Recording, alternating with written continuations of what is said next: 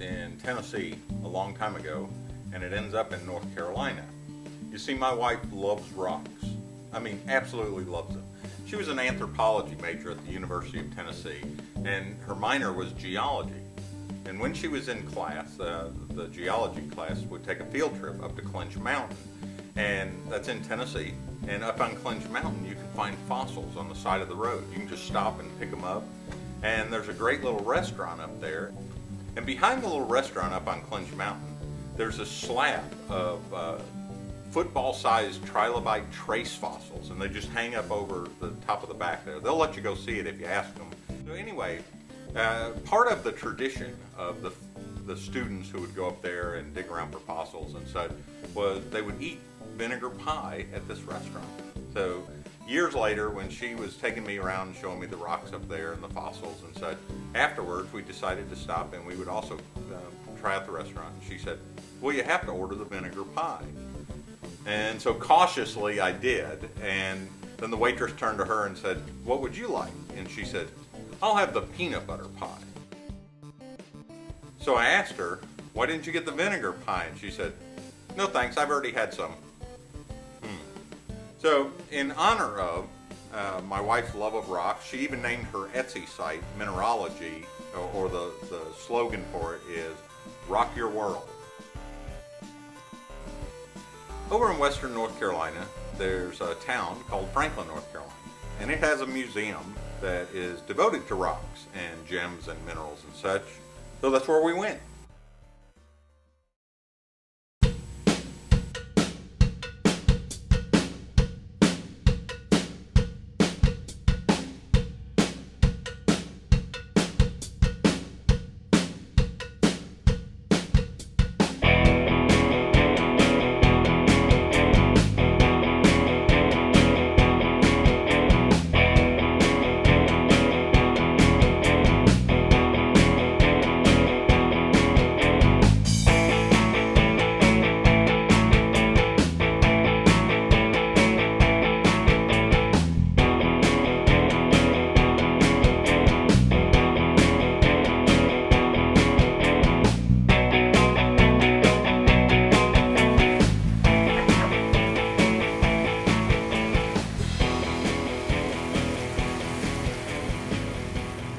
This building is an old jail.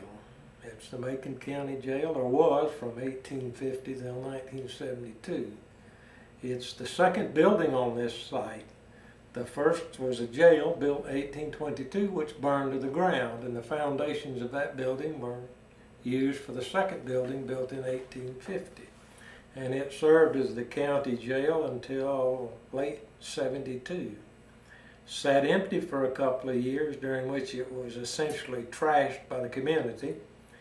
Many of the interior doors, being nice steel jail doors, were removed, taken up to the bulging forge and simply used for rebar. We've been told we could have them back if we chose to chip them out of the foundations. The walls are 30 inches thick. There isn't a door or a window that doesn't have a bar on it.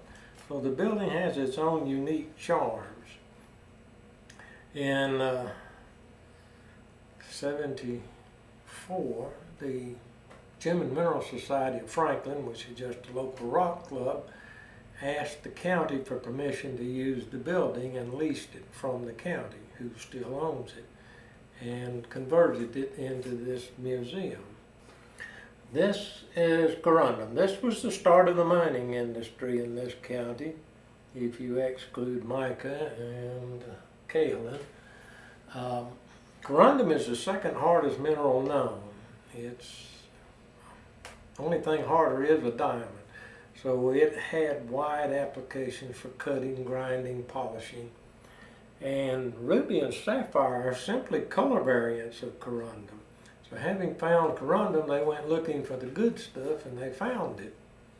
And then in the late 1800s, several major corporations, including the American Mining Corporation, Tiffany's of New York, leased up large areas in this county and commercially mined for ruby and sapphire.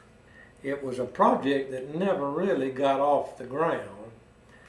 It's my understanding they were attempting to do for rubies and sapphires what De Beers had done for diamonds. And with a plentiful supply of rubies and sapphires coming out of places like India, Burma, Ceylon, and World War I fast collapsing upon the world, it simply collapsed on itself. However, corundum, which is what this large rock here is, that mine was essentially the salvation of the Western world during World War I. At that time, the only other primary source of corundum was in Turkey. Turkey fought with the Germans. So that mine produced hundreds of railroad carloads of corundum for the war efforts. What was their application in the war? Cutting, grinding, polishing. If you needed to smooth a rough edge from a cast steel block, this was what you would use. It wasn't until the 1930s that we invented synthetics to replace it. One of its first uses was to produce aluminum. Aluminum is an aluminum oxide, and which is what corundum is. So the cap on the Washington Monument is made from aluminum that was refined from corundum here in Macon County from the Corundum Hill Mine. This is our North Carolina room. This is bragging territory for those of us that live here. This particular case is entirely from Macon County, where we are. Across the hall is what we call our states room. We have something from every state in the Union. We have an Indian artifacts room and a very nice collection of artifacts. At the foot of the stair, well, we have a fluorescent room where it can be seen under a black light. Fluorescence refers to the property of some minerals to give off visible light when subjected to invisible rays. And upstairs we have displays of glass and the minerals to make it, fossils, and the rest of the world. So all in all, we have a rather comprehensive collection. The world collection upstairs is arranged by continents, and we even have specimens from Antarctica. In fact, from as best we can tell, the last formal surrender of the Civil War occurred right out basically in front of this building. Lee surrendered on April 9th of 1865, and this town surrendered May 12th, well over a month after the war was over. The story is that a troop of Yankee cavalry rode in after a skirmish at Silva and were met at the river with gunfire.